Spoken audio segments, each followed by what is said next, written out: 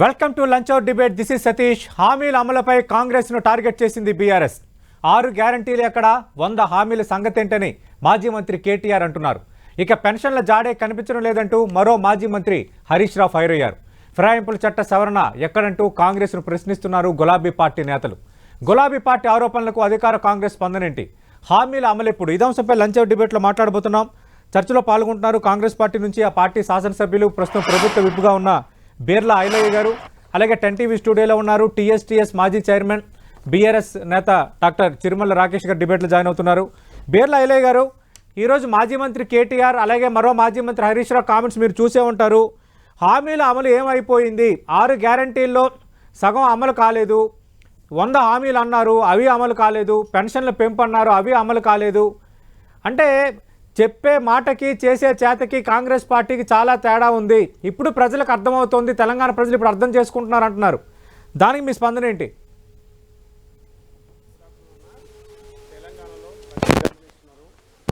కేటీఆర్ గారు, హరీష్ రావు గారు పిచ్చికి అధికార దాహం పోయిందనే ఉద్దేశంతో పిచ్చి మాటలు మాట్లాడుతున్నారు.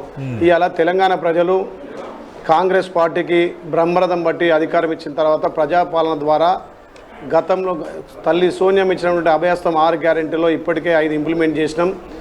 ఎలక్షన్ల సమయంలో గౌరవ ముఖ్యమంత్రి రేవంత్ రెడ్డి గారు ఇచ్చినటువంటి రైతు రుణమాఫీతో పాటు రైతు భరోసా కూడా ఇంప్లిమెంట్ చేసినాం. మొన్నే రైతు బంధు కూడా అందరు రైతులకు వేసినాం. ఇలా గల్లీలో ముఖం చేయలేక ఢిల్లీ పోయి మాట్లాడుతుండే హరీష్ రావు గారు కానీ, కేటీఆర్, అదేవిధంగా సురేష్ రెడ్డి గారు, నేను ఒకటే అడుగుతున్న సూటిగా, మీకు తెలంగాణలో అమలవుతున్నటువంటి సంక్షేమ పథకాలు మీకు కళ్ళకు కానొస్తలేవా? రైతులకు ఉచిత ఆర్టీసీ సౌకర్యం కానొస్తలేదా? 500లకు సిలిండర్ కానొస్తలేదా? 200 యూనిట్లు పేదోళ్లకు ఉచిత విద్యుత్ కనిపిస్తలేదా? మొన్నటిదాకా ప్రతి రైతన్నకు రైతు బంద్ వేసినాం, అది మీకు కానొస్తలేదా? మా గౌరవ ముఖ్యమంత్రి గారు ఆగస్టు 15 లోపే 2 లక్షల రుణమాఫీ అని చెప్పిండు. అదేవిధంగా ప్రతి నియోజకవర్గానికి 3,500 ఇందిరం ఇల్లు ఇస్తని చెప్పి మాట ఇచ్చి దాన్ని కార్యాచరణ చేస్తున్నాం.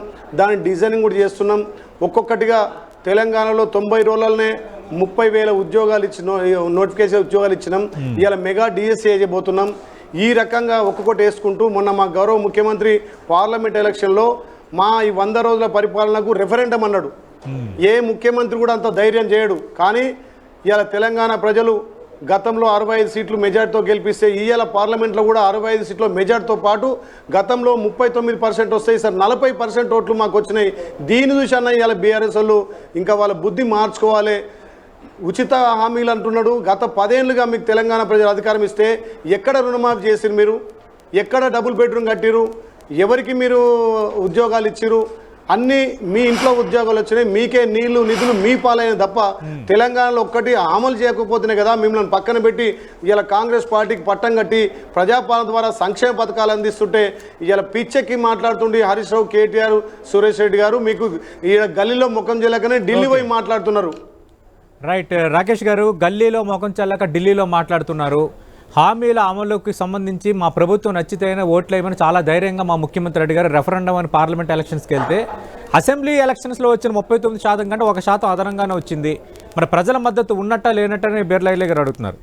గుడ్ ఆఫ్టర్నూన్ అండి. అదేవిధంగా సతీష్ గారికి 10 టీవీ ప్రేక్షకులకు good afternoon. First of all, ఏవైతే ఆ రోజుల్లో ఇంతకుముందు మిత్రులు పెద్దలు ఐలయ్య గారు మాట్లాడారు పిచ్చెక్కి పిచ్చిలేసి అని, ఆ పిచ్చిలేసే వాళ్ళు అన్ని హామీలు ఇచ్చారు.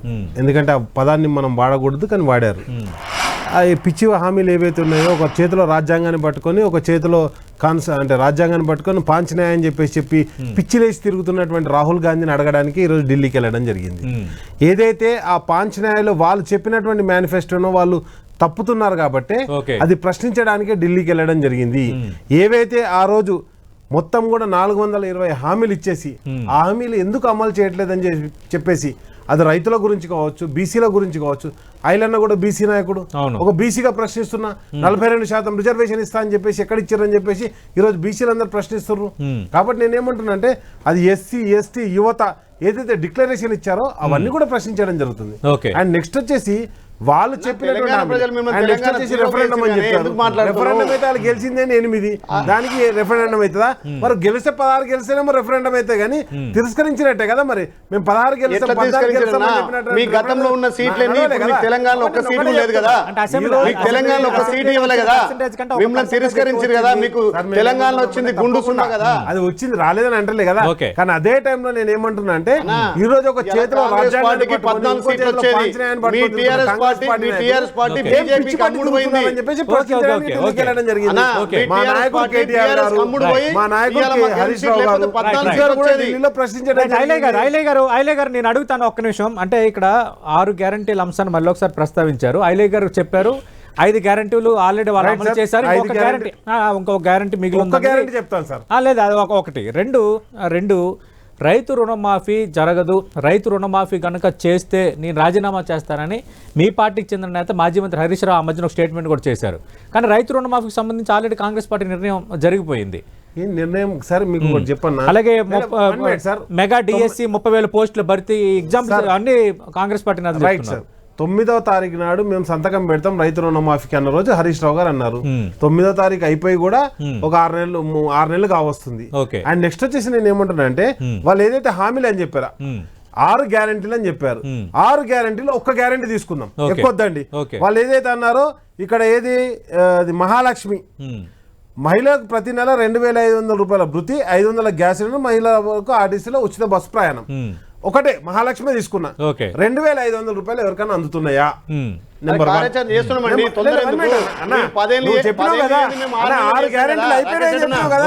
ప్రశ్నించేది కూడా అంటే చెప్పండి ప్రతిపక్షాలను.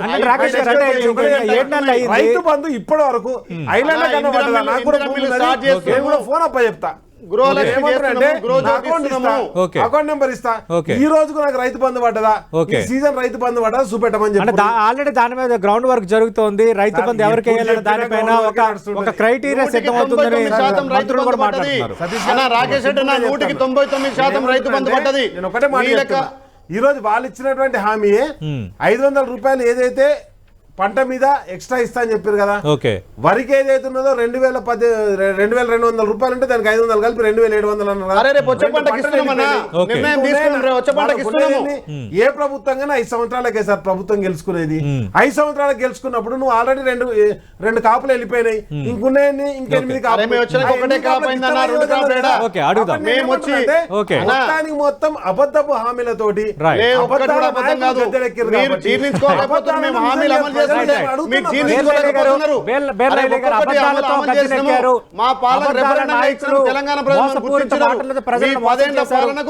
తెలంగాణ ప్రజలు చరమగీతం మాట్లాడారు కాబట్టి మీరు ఇట్లా అబద్ధాలు మాట్లాడుతున్నారు. రాకేష్ రెడ్డి మీరు నిజం మాట్లాడరు. మీరు గతంలో ఏం మాట్లాడారో ఇప్పుడేం మాట్లాడుతున్నారు. 10 సంవత్సరాలు 1,00,000 రూపాయలు రుణమాఫీ చేయలేదు. మేము వచ్చిన 6 నెలల్లో ప్రతి రైతన్నకు 2 లక్షలు రుణమాఫీ చేస్తా అంటున్నాం. ఇలా నాణ్యమైన కరెంట్ ఇస్తున్నాం, నాణ్యమైన విత్తనాలు ఇచ్చినాం, ఇలా ఎరువులు ఇస్తున్నాం. రైతులకు పెద్దపీట వేసింది కాంగ్రెస్ పార్టీ. అందుకే మమ్మల్ని ఇవాళ రైతు రాజ్యంగా రేవంత్ రెడ్డి గారి నాయకత్వాన రైతులకు, మహిళలకు, నిరుద్యోగులకు పెద్దపీట వేసిన ప్రభుత్వం కాంగ్రెస్ ప్రభుత్వం. మీ లెక్క మాటలతోటి చేతలతోటి గారడి కాదు. ఇవాళ తెలంగాణలో ఏదైతే మా అన్నమో దాన్ని అమలు పరుస్తున్నాం. మీరు ఒక 2-3 నెలలు వేచి చూడండి, ఇచ్చినటువంటి గ్యారెంటీలన్నీ కూడా అమలైపోతున్నాయి. ఇలా గృహలక్ష్మి కూడా ఈ వారం 10 రోజుల్లో దానికి దిశానిర్దేశం వస్తుంది.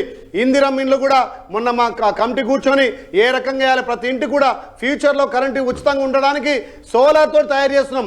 మీ లెక్కేదో 2 ఇండ్లో 3 ఇండ్లో డబుల్ బెడ్రూమ్ కట్టి మేము అందరు తెలంగాణ ప్రజలకు కట్టామని చెప్పి మీరు ఉచిత హామీలు ఇచ్చారు కాబట్టి మీరు ఇట్లా కూర్చోనన్నా.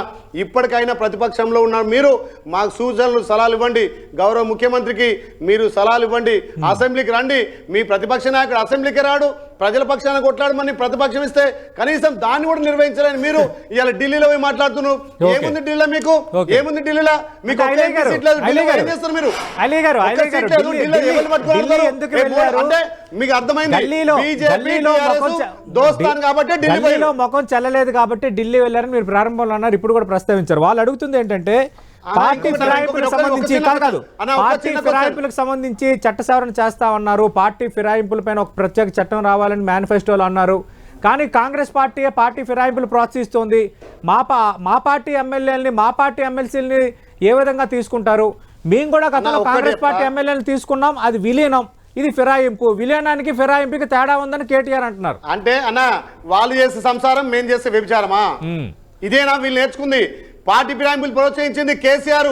ఆ రోజు కేసీఆర్ తెలంగాణ ప్రజలు సరిపోయిన మెజార్టీ ఇచ్చి పరిపాలన చేయమంటే ప్రతిపక్షం లేకుండా, కనీసం ఒక దళితుడు ప్రతిపక్షంలో హోదా లేకుండా చేసింది టీఆర్ఎస్ పార్టీ.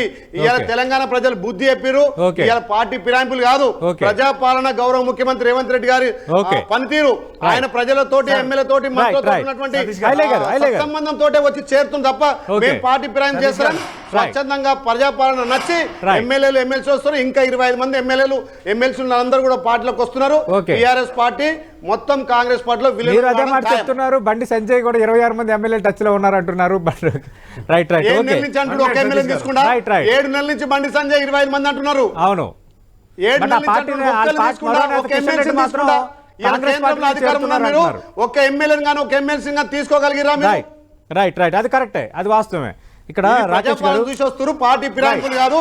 4 రోజుల్లో మీ టీఆర్ఎస్ దుకాణం బంద్ అవుతుంది. బంద్ అయింది అసెంబ్లీలో, అదేవిధంగా ఎమ్మెల్సీలో మీ దుకాణం బంద్ అవుతుంది. Right right. రాకేష్ గారు, పార్టీ విలీనం వేరు, ఫిరాయింపులు వేరు అంటున్నారు. సరే, మీరు 2014లో మీకు కొంత ఈ మ్యాజిక్ ఫిగర్ దగ్గరగా వచ్చింది. అప్పుడు కూడా అది కరెక్ట్ కాదు, అనైతికత, అయినా మీరు కొందరు ఎమ్మెల్యేలని తీసుకున్నారు. 2018కి వచ్చేసరికి మీకు క్లియర్ కట్ మెజార్టీ వచ్చింది. 88 మంది శాసనసభ్యులు గెలుచుకున్నారు. అంటే మ్యాజిక్ ఫిగర్ కంటే దాదాపు 28 మంది ఎక్కువ వచ్చారు.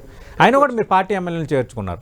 అంటే మేము చేర్చుకోవటం విలీనం అది సరిగ్గా జరిగిన ప్రక్రియ అనటం, అలాగే మీ పార్టీ ఎమ్మెల్యేలు ఇప్పుడు వెళ్ళిపోతున్నప్పుడు ఇవి ఫిరాయింపులు, కాంగ్రెస్ పార్టీ అనైతిక చర్యలకు పాల్పడుతుందంటాం దొందనీతి కాదా? 2-4 ధోరణి కాదా మీది? సార్, మేము సూటిగా ప్రశ్నిస్తున్నాం. మేము ఎప్పుడు కూడా కాంగ్రెస్ పార్టీ ఏదైతే ఉన్నదో కాంగ్రెస్ పార్టీ అడిగింది ఏంటంటే వాళ్ళ మేనిఫెస్టోను వాళ్ళు గౌరవిస్తారా గౌరవించరా? నేను చెప్పేది ఏంటంటే అదానిని రాహుల్ గాంధీ గారు వ్యతిరేకిస్తారు, ఇక్కడ ఉన్నటువంటి ముఖ్యమంత్రి గారు ఆహ్వానిస్తారు. పాంచినాయ అని చెప్పేసి రాహుల్ గాంధీ ఒక నీతి చెప్తారు, దాన్ని ఇక్కడ ముఖ్యమంత్రి గారు తుంగలో దొక్కుతారు. అంటే మీ రాహుల్ గాంధీ గారు మీ పార్టీ నాయకుడు ఏదైతే ఫ్లోర్ లీడర్ గా, ఇప్పుడు పార్లమెంట్ ఫ్లోర్ లీడర్ గా ఉన్నటువంటి నాయకుడు తీసుకున్నటువంటి డిసిషన్ మీరు గౌరవిస్తారా గౌరవించారా అని ఒక ప్రశ్న సార్. నెంబర్ 1. నెంబర్ 2 వచ్చేసి అసలు ముఖ్యమంత్రి గారు ఢిల్లీలో విజయవాడలో తప్పితే ఎప్పుడు హైదరాబాద్ లో ఉంటున్నారు సార్. ప్రజావాణి అని చెప్పేసి ఒకటేసారి కలిసిండు ఈ 7 నెలల కాలంలో. ప్రజావాణిలో కలిసి ఇంతవరకు ప్రజావాణిలో ముఖ్యమంత్రి గారు వాళ్ళు చెప్పినటువంటి సిస్టమ్ పెట్టారు కదా డాక్టర్ జి చెన్నారెడ్డి ఆయన, అలాగే ప్రతి వారం ఒక మంత్రి. ముఖ్యమంత్రి లెక్క గతంలో ఉన్నట్టు ముఖ్యమంత్రి ఫామ్ హౌస్ పాలన కాదు. అందుబాటులో ఉంటున్నాడు. ఐలే గారు ముఖ్యమంత్రి ఉన్నారుగా సమస్య. ఆ పార్టీ కాంగ్రెస్ పార్టీ. ఆ కాంగ్రెస్ పార్టీ మేనిఫెస్టోను వాళ్ళు గౌరవించినప్పుడు దేశం మొత్తం గౌరవించాలని చెప్పేసి మీరు ఏ విధంగా విజ్ఞప్తి చేస్తున్నారు? అండ్ నెక్స్ట్ వచ్చేసి పదే పార్లమెంట్ లో కాన్స్టిట్యూషన్ చూపిస్తున్నటువంటి రాహుల్ గాంధీ గారు తన తండ్రి పెట్టినటువంటి 10th షెడ్యూల్ సవరణ అనేది 1985లో ఎవరైతే రాజీవ్ గాంధీ గారు పెట్టారో దాన్ని కూడా గౌరవించని కాంగ్రెస్ పార్టీ ఈ రోజు ప్రజలనేం గౌరవిస్తుంది, ప్రజలకేం విలువనిస్తుంది? అది కూడా నేను అడుగుతా. అయితే మంత్రి కేటీఆర్ విలీనం వేరు, ఫిరాయింపులు వేరు, మేము విలీనం జరిగింది అది రాజ్యాంగబద్ధంగా జరిగిందని అంటున్నారు. మీ పార్టీకి చెందిన 6 ఎమ్మెల్యేలు ఆల్రెడీ కాంగ్రెస్ పార్టీ కండువ కప్పుకున్నారు.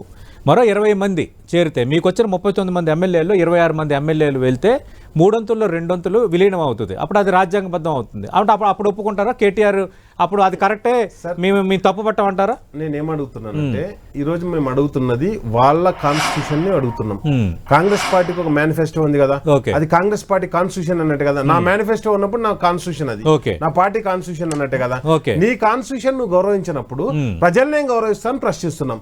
అండ్ నెక్స్ట్ వచ్చేసి ఇంకొక మాట చెప్తున్నాను, మీరు అన్నట్టుగా ఏదైతే ఉన్నదో as per the 10th schedule రద్దు చేసి కంప్లీట్ గా దాన్ని క్యాన్సిల్ చేస్తా అని చెప్పేసి రాహుల్ గాంధీ గారు ఎలక్షన్ ప్రచారంలో చెప్పారు.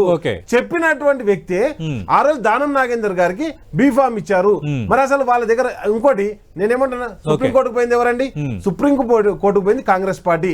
హర్యానా ఎమ్మెల్యేల గురించి, అదేవిధంగా మహారాష్ట్ర ఎమ్మెల్యేల గురించి సుప్రీం కోర్టు పోయింది Congress party. Congress party rule నే ఇప్పుడు కాంగ్రెస్ పార్టీ ఏదైతే అడుగుతా, కాంగ్రెస్ పార్టీ ఆ మాట అన్నది కాబట్టి ఆ మాట ఎందుకు నిలబెట్టుకోవడం అడుగుతా. కానీ అంటే మీరు చేస్తే కరెక్ట్, మిగతా వాళ్ళు చేస్తే విలీనం మేము చేసింది విలీనం కాబట్టి కరెక్ట్, వాళ్ళు చేసింది రాంగ్ అంటే రేపు పొద్దున్న 26 మంది ఎమ్మెల్యేలు అయిపోతే అది విలీన ప్రక్రియ రాజ్యాంగబద్ధంగా జరిగిపోతే అప్పుడు నోరు మెదపద బీఆర్ఎస్. మరి మీకు ఒకటే మాట చెప్తున్నాను, ఏదైతే మేము 10th షెడ్యూల్ ప్రకారం పోయినా మా 10th షెడ్యూల్ రద్దు చేయాలని రాహుల్ గాంధీ గారు కోరుతున్నారు. Right. ఆ 10th షెడ్యూల్ రద్దు చేయాలని కాంగ్రెస్ పార్టీ కోరినప్పుడు Okay. అదే షెడ్యూల్ మేము గౌరవించామని చెప్పి Right. రాహుల్ బీర్లా గాంధీ గారు పెట్టినటువంటి వాళ్ళ మేనిఫెస్టోని వాళ్ళు గౌరవించినప్పుడు దాన్ని బీర్లా గారు ప్రశ్నించగా- మీరు పెట్టిన మేనిఫెస్టోని మీరు గౌరవించట్లేదు, కాంగ్రెస్ 10th షెడ్యూల్ అన్నారు, పార్టీ అలాగే ఫిరాయింపులపై ఫిరాయింపులు చట్ట చేస్తే సవరణ అన్నారు, ఆ మాట నిలబెట్టుకోవట్లేదు. మిగతా పార్టీ మేము ఎమ్మెల్యేలు ఎక్కడ కూడా ఫిరాయింపులు గొప్ప గుర్తుగా చేయట్లేదు. తీసుకుంటున్నారు. ఇది బీఆర్ఎస్ మేము ఆరోపణ. అన్నా ఒకటే సూటిగా చెప్తున్నాం, మేము చెప్పండి. కాంగ్రెస్ పార్టీ ఫిరాయింపులు చేయదు. దానికి మేము క్లియర్ కట్ ఉన్నాం. రాజీనామా కాకపోతే చేయండి. ఇక్కడ తెలంగాణలో ప్రజాపాలన నడుస్తుంది. గౌరవ ముఖ్యమంత్రి మంత్రులకు ఎమ్మెల్యేలకు ఇక్కడ ప్రజలకు యాక్సెస్ గా ఉంటాడు కాబట్టి ఈ గౌరవ ముఖ్యమంత్రి నాయకత్వాన మా కాన్స్టిట్యున్సీ మాకున్నటువంటి ప్రాంతాలను అభివృద్ధి చేసుకోవాలంటే ఖచ్చితంగా మేము కాంగ్రెస్ పాలని వాళ్ళు స్వచ్ఛందంగా వస్తుంది తప్ప వాళ్ళ లెక్క బెదిరింపులో భయపెట్టో నోట్లకో పైసలకో మేము మా పార్టీకి వస్తలేరు. మేము ఎవ్వరు కూడా ఫిరాయిస్తలేము. గౌరవ ముఖ్యమంత్రి ఢిల్లీ ఉంటే వచ్చేదాకా వెయిట్ చేసి ఎప్పుడు వస్తాడు మా ముఖ్యమంత్రి, ఎప్పుడు మేము పార్టీలో జయం కావాలి, ప్రజాపాలనలో మేము భాగం కావాలంటారు తప్ప మేము పార్టీ ఫిరాయింపులకు ఎక్కడ కూడా ఇబ్బంది పెట్టి ఎవరిని కూడా ఒక్కరు చేర్చుకోవట్లేదు. ఖచ్చితంగా ఈ 15 రోజులలో 20 మంది కూడా వస్తారు, పార్టీలో విలీనం అయిపోతుంది. వాళ్ళ లెక్క కనీసం ఒక ప్రతిపక్ష హోదా లేకుండా చేసే నైతిక విలువలు లేని పార్టీ మాది కాదు. మేము ప్రజా తీర్పుని గౌరవించే మేము ప్రజాపాలన చేస్తున్నాం. దాంట్లో భాగస్వాములు కావాలనే వస్తున్నారు ఆ ఎమ్మెల్యేలు ఎమ్మెల్సీలు తప్ప గతంలో వాళ్ళ ముఖ్యమంత్రి ఫామ్ హౌస్ పాలన నుండి కనీసం మంత్రులకు ఎమ్మెల్సీ టైం లేదు కాబట్టి ఆ రకంగా పరిపాలన జరిగింది. ఇవాళ మా గౌరవ ముఖ్యమంత్రి ప్రజాపాలన ద్వారా ప్రజలకు అందుబాటులో ఉండి మంత్రులకు ఎమ్మెల్యేలకు ఎమ్మెల్సీలకు టైం ఇచ్చి మీ నిజవర్గాల్లో ఏం పనులు కావాలి, ఎట్లా అభివృద్ధి చేయాలని చెప్పి వాళ్ళ భాగస్వాములు తీసుకుంటారు కాబట్టి పరిపాలన నచ్చి కాంగ్రెస్ పార్టీలకు వస్తున్నారు. ఎక్కడ ఫిరాయింపు లేదు. సార్ మా ముఖ్యమంత్రిగా చేసినటువంటి మా కేసీఆర్ గారికి వృత్తి అంటే ఏం లేదండి, వ్యవసాయం చేసుకుంటాడు. Okay. ఆ వ్యవసాయాన్ని ఫామ్ హౌస్ అంటే మరి ల్యాండ్ మాఫియా మాకు రాదండి. మేమైతే అది ఏది ఐడెంటిఫైడ్ నెంబర్లు ఎక్కడ? ఇప్పుడు ల్యాండ్ నెంబర్లు చెప్పుకొని బతికేటోళ్ళం కాదు. Okay. మేము ప్రగతిభవన్ కట్టింది దేనికి? అసలే కాదు. దేనికి కట్టిండు? మా కేసీఆర్ గారు ప్రగతిభవన్ దేనికి కట్టిండు? వ్యవసాయదారుడే. ఎమ్మెల్యేలకు, మంత్రులకు, ప్రజలకు ఆయన ప్రజలు కదా? వ్యవసాయమే. మీ సొంత డబ్బా? ఆయన అక్కడనే ఉంటాడు. ఆయన ఇలా కూడా ప్రజాపాలన కానీ కోసమే ఓటమి ప్రజలు దారి తీసిన ఎమ్మెల్యేలు కారణాల్లో చేస్తున్నారు. అందుబాటులో ఉండరు నేతలకి, మీరు మంత్రులకి. శాండ్ మాఫియా, అది కూడా మీరు ఒక కారణం అన్నా, అన్నారు. మీ లిక్కర్ పార్టీ లిక్కర్ నేతలు మాఫియా, అంటారు ఇను, రాజకీయ అరే ఇంకా కాదు మీ కవితక్క పోయి జైలు ఉన్నా మళ్ళీ మీరు ఒప్పుకోరా? లిక్కర్ స్కామ్ మీదే, శాండ్ స్కామ్ మీదే, కాళేశ్వరం మీదే, గొర్రెల స్కామ్ మీదే, బర్ల స్కామ్ మీదే, ఇన్ని స్కాములు చేసి ఇలా ప్రజల దగ్గర ముఖం లేకుండా మీరు ఎట్లా మాట్లాడతారు? రాకేష్ రెడ్డి అనేది కరెక్ట్ కాదు. ఓకే. అరే గొర్రెల స్కామ్ మీదే, గొర్రెల స్కామ్ మీదే, లిక్కర్ స్కామ్ మీదే, Right. కాళేశ్వరం మీదే, ఇన్ని స్కాములు చేసి మళ్ళీ ఇలా శాండ్ మ్యాన్ గురించే మాట్లాడతాను సార్. సార్ మీరు ఆలేరు ఎక్కడ జరుగుతుంది? మొన్న ఎండాకాలం కాళేశ్వరం ప్రాజెక్టు పండబెట్టిన తర్వాత మీకు నీళ్ళు వచ్చినాయా? రాలేదు. మీకు తుంగతుర్తి కావచ్చు లేకపోతే ఆలేరు కావచ్చు, ఈ రోజు నీళ్ళు రాలేదు. మీకు నీళ్లు రావాలంటే మిషన్ భగీరథ నీళ్లు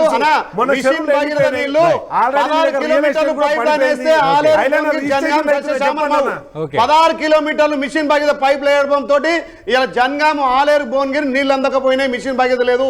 ఇవాళ మా గౌరవ డిప్యూటీ సీఎం మంత్రి గారితో ఇలా ఫైనాన్షియల్ 200 కోట్లు తెచ్చి మిషన్ భగీరథ పైప్ లైన్ 16 కిలోమీటర్లు కంప్లీట్ చేస్తున్నాం. టెండర్ పిలిచినాం. మీరు అసంపూర్తిగా చేసినటువంటి ప్రాజెక్టులు మా గౌరవ ముఖ్యమంత్రి నాయకత్వాన, మా మంత్రుల నాయకత్వాన, ఉత్తమన్న భట్టి గారు, అదేవిధంగా కోమటిరెడ్డి గారి నాయకత్వాన 16 కిలోమీటర్లకు ఈ వారం 10 రోజుల్లో మనం ఢిల్లీకి పోయి 200 కోట్లు శాంక్షన్ చేసుకొచ్చినాం. ఇలా దానివల్ల మిషన్ భగీరథ మా ఆలేరు నీళ్ళు వస్తున్నాయి. ఆలేరులో గత 10 సంవత్సరాలుగా ఏదైతే పెండింగ్ ఉన్న పనులన్నీ ఒక్కొక్కటిగా ఇలా బసవపుర ప్రాజెక్టు కావచ్చు, అక్కడ తపాష్పల్లి కావచ్చు, నవాపేటపల్లి కావచ్చు, వాటిని మళ్ళన్నింటినీ పునరుద్ధరించి ఆలేరును సస్యశ్యామలం చేసి మీ ముఖ్యమంత్రి మర్చిపోయినటువంటి గంధమలను మళ్ళీ ఇలా పునరుద్ధరిస్తున్నాం. పరిపాలనలో మీకు ప్రజలు ఇస్తే మీరు దాన్ని ఎంజాయ్ చేసిరు, జల్సా చేసిరు, దోచుకురన్నా. ప్రజాపాలన కాబట్టి మీ ఎమ్మెల్యేలు, మీ ఎమ్మెల్సీలు ఇది పార్టీ ఫిరాయింపు కాదు. కాదు మిషన్ భాగీరథ మా జల్సా, మిషన్ కాకతీయ మా జల్సా, కాళేశ్వరం ప్రాజెక్టు మా జల్సా. ఇవన్నీ మా ప్రాజెక్ట్ మీద ఒక్క వస్తుంది కదా, మేడిగడ్డ కానొస్తుంది కదా, మంచిగా అద్భుతంగా ఉన్నది. 86 పిల్లలకు ఒక్క పిల్లలు ఛాలెంజ్ చేస్తున్నారు. రండి పోదాం పర్యాడికి. ఇప్పుడు దాన్ని కనీసం రిపేర్ చేసి ఆడ 40,000 ఇప్పుడు 800 కోట్లకి ఇసుక అమ్ముకుంటారు కదన్నా. Already justice Pinakini Ghosh committee విచారణ చేస్తుంది ప్రెజెంట్ దేర్ ఇన్ సిటీ. తప్పకుండా సార్, కమిటీ ఉంది, ఇసుక అమ్ముకోవడానికి మాకు లేదన్నా. మేము ఇసుకను మైనింగ్ అమ్ముకోవడానికి రాలే, ప్రజలకు సేవ చేయడానికి వచ్చినాం, ప్రజాపాలన అందించడానికి వచ్చినాం. మీ లెక్క దోచుకొని దాచుకొని ఎలక్షన్లలో 100 కోట్లు పెట్టినా ఐలే గారు ఓకే ఆరోపణలు ప్రత్యారోపణలు ఎలా ఉన్నాయి? ప్రధానంగా కీలకమైన అంశం పెన్షన్ కి సంబంధించి ఎక్కువ మంది లబ్ధిదారులు ఉన్నారు. చాలామంది కనెక్టెడ్. మిగతా పథకాలతో పోల్చుకుంటే పెన్షన్ కోసం ఎదురు చూసేవాళ్ళు ఖచ్చితంగా నిజాయితీగా ఎదురు చూసేవాళ్ళు, అవసరం కొద్ది ఎదురు చూసేవాళ్ళు ఖచ్చితంగా అందరూ ఉంటారు. మీరు శాసనసభ్యుడిగా ఉన్నారు, మీకు తెలుసు, మనందరికీ తెలుసు. అంటే 4,000 పెన్షన్ ఇస్తానన్నారు, ఇప్పటివరకు పెంచలేదు అన్నది మాత్రం కొంత తెలంగాణ సమాజంలో బాగా డిస్కషన్ ఉంది. ఇది ఎప్పుడు ఎక్స్పెక్ట్ చేయొచ్చు? కూడా కమిటీ కూర్చుంది, దాని మీద పెంపు కోసమే ఆలోచన చేస్తున్నాం, ఒక్కొక్కటిగా ఇంప్లిమెంట్ చేసుకొస్తున్నాం. రేపు మహిళలకు 2500 జరిగినా కానీ కొంతమందికి రేషన్ కార్డు లేవు.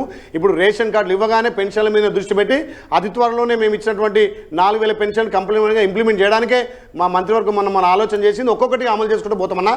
మేము ఏదైతే మాట ఇచ్చినామో ఫస్ట్ రేషన్ కార్డులు ఇవ్వాలి. రేషన్ కార్డులు ఇస్తే కొంతమంది దానికి ఎలిజిబుల్ అవుతారు. రేషన్ కార్డు లేక కొంతమందికి ఇబ్బంది అవుతుంది కాబట్టి రేషన్ కార్డులు ఇవ్వగానే ఆ పెన్షన్ కూడా ఇవ్వడానికి గౌరవ ముఖ్యమంత్రి మొన్న మంత్రులతో చర్చించాడు. అది అతి త్వరలో జరిగిపోతుంది. Okay, right. పెన్షన్ పంపిణీ సంబంధించి కూడా క్లారిటీ రాబోతుంది. దానికి ఇందిరమ్మ ఇల్లు కూడా దాని కార్యక్రమం చేస్తాం. ఏ రకంగా ఇందిరమ్మ ఇల్లు ఏ రకంగా చేయాలో దాని డిజైన్ కూడా చేస్తున్నాం. ప్రతి ఇందిరమ్మ ఇల్లు కూడా సోలార్ తో పాటు సోలార్ కడితే కరెంట్ ప్రాబ్లం ఉంటుందని చెప్పి ప్రతి ఇంటికి సోలార్ అని చెప్పేసి వికలాంగులు అందరూ ధర్నా కూర్చున్నారు సార్ ఇందిరా పార్క్ దగ్గర. కావాలంటే మీ విజువల్ పంపించి తెప్పించుకోండి సార్. నెంబర్ 1. నెంబర్ 2, ఇంతకుముందు పెద్దలు చెప్పినట్టుగా మేము 73,000 కోట్ల రూపాయలని రైతు బంధు కింద రైతులకు డిపాజిట్ చేసినాం సార్. వీళ్ళు ఏదైతే మేము 27,000 కోట్ల లక్ష రూపాయలు ఏదైతే రుణమాఫీ చేస్తామన్నామో 27,000 కోట్ల రూపాయలు రైతు రుణమాఫీ చేసినాం సార్. అండ్ 73 + 27 కలిపితే దాదాపుగా 1,00,000 కోట్ల రుణమాఫీ రైతులకు చేసినాం సార్. అది ఉచిత విద్య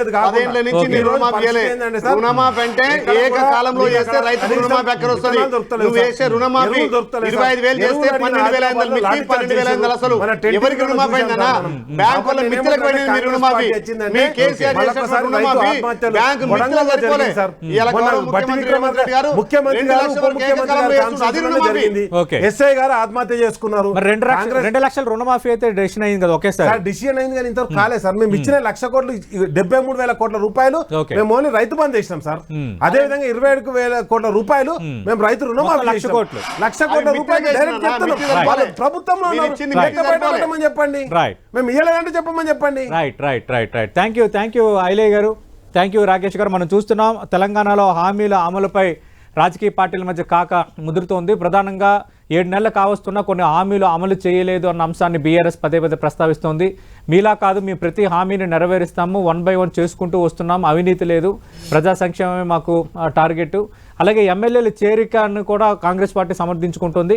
బట్ గతంలో ఎమ్మెల్యేల చేరికకు సంబంధించి మరి మీరు చేర్చుకున్నారన్న అంశానికి బీఆర్ఎస్ విలీనం వేరు, ఫిరాయింపులు వేరు. విలీనం రాజ్యాంగ ప్రక్రియ, ఫిరాయింపులు అనేది రాజ్యాంగ వ్యతిరేక ప్రక్రియ అంటున్నారు. మరి రేపొద్దున ఒక 26 మంది ఎమ్మెల్యేలు బీఆర్ఎస్ ఎమ్మెల్యేలు కనుక కాంగ్రెస్లో చేరితే అప్పుడు ఈ చేరికలపైన, ఫిరాయింపులపైన మరి బీఆర్ఎస్ మాట్లాడదా? రాజకీయంగా ఈ అంశం కూడా తెర ముందుకు వస్తుంది. అలాగే కొద్దిసేపటి కింద హరీష్ రావు ఇంకో వ్యాఖ్య చేశారు. అంశాల మారిగా మేము కేంద్రానికి మద్దతు ఇస్తాము అనే ఆయన చేసిన వ్యాఖ్య కూడా రాజకీయంగా కొంత చర్చకు దారితీసే అవకాశం కనిపిస్తోంది. ఇది వాళ్ళ లంచ్ అవర్ డిబేట్.